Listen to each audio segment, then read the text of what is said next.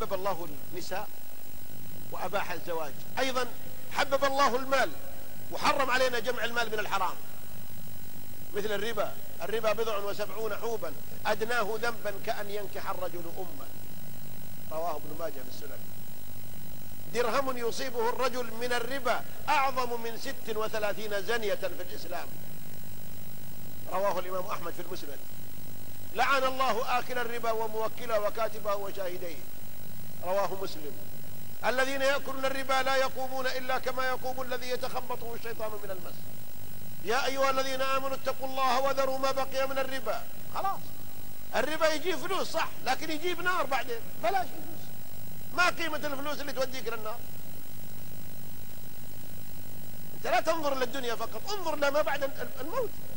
الدنيا ليست إلا لحظة من لحظات الآخرة. وهكذا أيها الإخوة، الابتلاء هذا بالمحرمات من أشد أنواع الابتلاءات. قد يسهل على الواحد أنه يقوم بالفرائض والأعمال، لكن هنا في صعوبة. ليش؟ لأن في النفس البشرية رغبة لهذه الأشياء. ولهذا قال عليه الصلاة والسلام: اتق المحارم تكن إيش؟